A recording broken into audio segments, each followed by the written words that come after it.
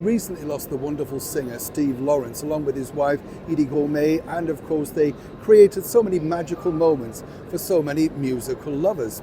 Gets you thinking, doesn't it? Somebody asked me in the comments, Neil, did you ever meet Steve Lawrence? No, sadly I didn't. I have to say that his version of the classic Matt Monro song, A Portrait of My Love, is beautifully sung and beautifully equally arranged. What a talent he really was. And it gets you thinking, doesn't it, about some of the wonderful people that you've met and interviewed along the way. And as I've said, I've been lucky enough to meet so many. This job has afforded me that wonderful privilege.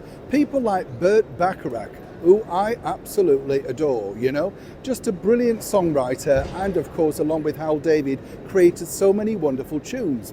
All thanks to that particular meeting led to this particular meeting, a real American superstar, Dionne Warwick. And this memory literally came to me because Dionne's back touring. Yes, never gives up that particular talent. That's right, she never gives up that wonderful talent. And of course, he's coming back over here to the United Kingdom for a series of concerts. And it got me thinking, because as we sat down for one of our many chats over the years, she told me all about her very first time in the United Kingdom. For instance, did you know that when she first went over to Paris, basically they used to use a different picture on her record sleeves? They had no idea that, in fact, as Dionne herself said, she was a black soul singer. Yeah, incredible. But way back in 1965, she had one of the biggest gigs of her career, none other than appearing at the prestigious Super Deluxe Savoy Hotel. Now, the Savoy, you see, up until that point had had cabaret and big bands in the previous 1930s, 1940s, and then, of course, a little bit in the 50s. They decided to bring it back because they needed to get a big, younger, hippier, faster crowd inside the luxurious hotel. Of course, other places were popping up. There was a lot of competition. What better way to bring over a singing sensation of such delightful songs like Alfie, Anyone Who Had a Heart, I Say a Little Prayer, you name it. She recorded them first and literally made their own. I don't know if you know this, but she had an ongoing feud with the wonderful British singer, the Liverpudlian Cilla Black.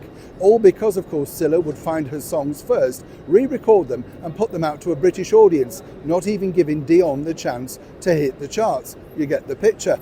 But back to the Savoy in 1965, a big event, let me tell you, and a prestigious crowd were going to go and see her, including, yes, you guessed it, none other than the late and beautiful Princess Margaret, who was indeed a super fan of Dionne's work.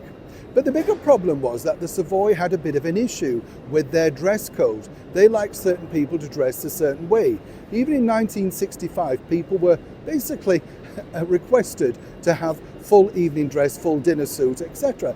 Nothing wrong with that, I'm sure you'll agree. It makes the event far more glamorous. But there was a problem, you see, because the Beatles, and in particular John Lennon, who was an amazing superfan, also wanted to attend. But the people at the door of the Savoy basically decided that these four scruffy Herberts, who they'd never really heard of, weren't quite the right people. Now, to put this into context, the Beatles were super slick as they looked in their, videos and, of course, in their promotion. But you see, to the elder statesmen of the Savoy, these new slimline cut suits and their long hair, when you consider what was coming in the 70s, well, they wouldn't let the final real intervention of Dionne herself being called out of her Savoy dressing room to come round and meet these four, well, certain people felt undesirable young men, who were, of course, the world record Beatles. Well, Dionne managed to get them in. And as she pointed out to me, when she first came to London, she found it incredibly quaint. You see, because she was staying, obviously, as well in the Savoy. And the other thing was that, as she said, well, just having a cup of coffee was a showbiz experience in itself. The napkin, the cup, the saucer. She said it was so beautifully, elegantly done, but it wasn't necessarily something that she'd already experienced, being on the road, getting on tour buses, making do, of course, with whatever dressing rooms, we all know what that's like, is ever thrown at you. She thought it was absolutely wonderful. But it's interesting to note that, as I say, her Cabaret 1965 was a record-breaking box office success.